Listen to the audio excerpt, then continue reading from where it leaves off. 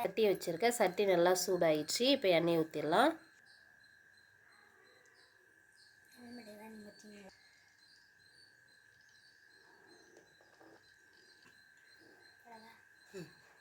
எண்ணெய் காஞ்சிடுச்சு. இப்போ நம்ம வந்து பட்டை லவங்கம் எல்லாத்தையும் போட்டுடலாம். பட்டை லவங்கம் பொரிஞ்சிச்சு. இப்போ வெங்காயம் போட்டுக்கலாம்.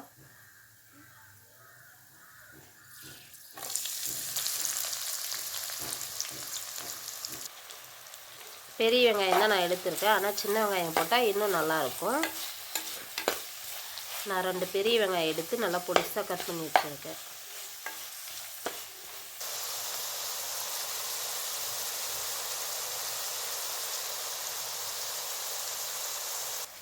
வெங்காயம் வதங்கிறதுக்கு கொஞ்சமாக நம்ம கல் உப்பு சேர்த்துக்கலாம்.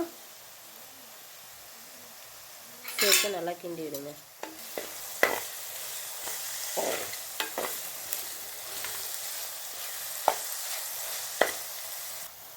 இப்போ வெங்காயம் வதங்கி வந்துச்சு. இஞ்சி பூண்டு பேஸ்ட்டு போட்டுக்கலாம்.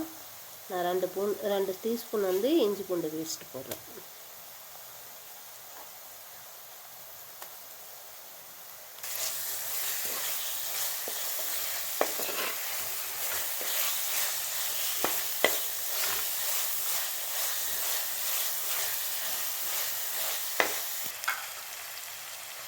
பச்சை மிளகாய் சேர்த்துக்கோங்க. இப்போது வெங்காயம் இஞ்சி பூண்டு நல்லா வதங்கி வந்துடுச்சு. நம்ம அரைச்சி வச்சுருக்க தக்காளி சேர்த்துடலாம்.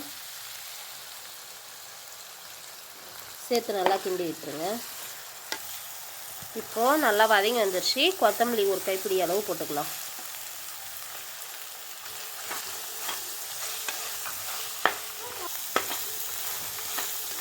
இப்போ நல்லா வதங்கி வந்துடுச்சு. இப்போ நம்ம வந்து கரம் மசாலா சேர்த்துக்கலாம்.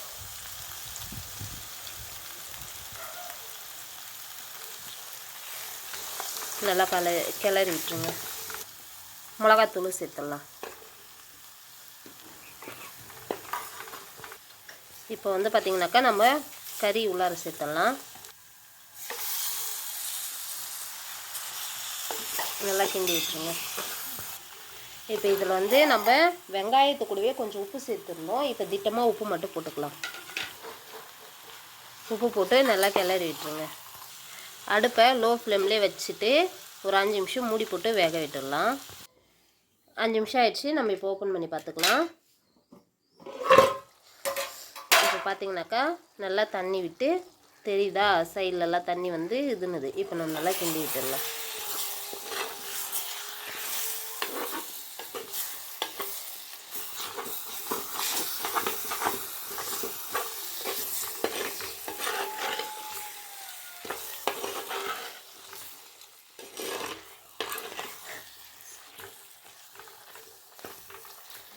இப்போ உப்பு கரெக்டாக இருக்கா, காரம் கரெக்டாக இருக்கான்னு பார்த்துக்கோங்க. உங்களுக்கு தேவைப்பட்டால் லைட்டாக காஷ்மீரி சில்லி சேர்த்துக்கோங்க கலருக்காக. எனக்கு அது வேண்டாம், நான் சேர்க்கலை.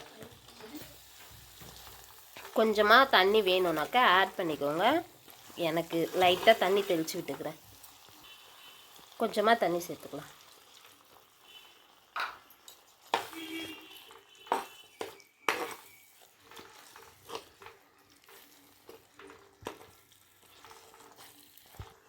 இப்போ மறுபடியும் நம்ம தட்டு போட்டு மூடிடலாம். மேலே ஒரு கொத்து கருவேப்பிலையை வச்சிடலாம். இப்போ நம்ம ஓப்பன் பண்ணி பார்த்துடலாம்.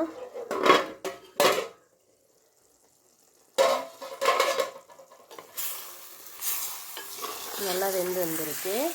சைட்லலாம் எண்ணெய் நறுங்கிடுச்சு பாருங்க. சிம்மில் வச்சே நம்ம குறைஞ்சது ஒரு 20லேருந்து 25 நிமிஷம் வேக விட்டோம் அப்படின்னா நம்ம குக்கரில் வைக்க வேண்டியதே இல்லை. நல்லா சாஃப்டாக வெந்து வந்துடும். ஆனால் என்ன ஒன்று, நம்ம தண்ணி ஊற்றாமல் சிம்மில் வச்சு வேக வச்சாலே போதும். இப்போ நம்ம வந்து நான் சொல்ல மறந்துட்டேன், கொஞ்சோண்டு தேங்காய் பால் நம்ம ஆட் பண்ணிக்கலாம். நிறையா வேண்டாம், திக்காக கொஞ்சமாக சேர்த்துக்கலாம். இப்போது நல்லா கறி வெந்துச்சு. நம்ம இப்போ கொஞ்சமாக தேங்காய் பால் ஊற்றிக்கலாம். நல்லா கிண்டி விட்டுருங்க. தேங்காய் பால் வந்து பிடிக்கும் அப்படின்னா ஊற்றிக்கோங்க, இல்லைன்னா விட்டுருங்க. ஆனால் குறைஞ்சது 20லேருந்து 25 நிமிஷமாவது சிம்மில் வச்சு நம்ம வேக விட்டால் மட்டும்தான் கறி நல்லா சாஃப்டாக வேகும். இல்லை அப்படின்னாக்கா நீங்கள் எல்லாத்தையும் போட்டுட்டு குக்கரில் 2 விசில் வச்சுக்கலாம்.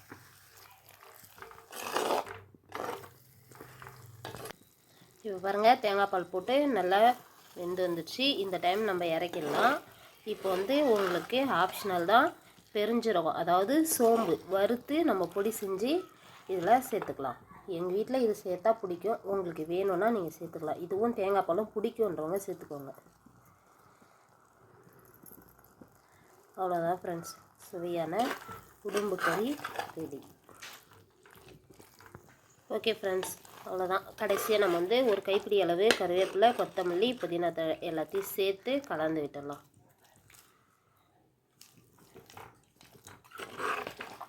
தேங்க்யூ. உங்களுக்கு உடும்பு கறி பிடிச்சிருந்ததுன்னா செஞ்சுட்டு நல்லா இருக்கா இல்லையான்னு கமெண்ட் பண்ணுங்கள், லைக் பண்ணுங்கள், ஷேர் பண்ணுங்கள். எங்கள் சேனலை மறக்காமல் சப்ஸ்கிரைப் பண்ணிக்கோங்க. தேங்க்யூ.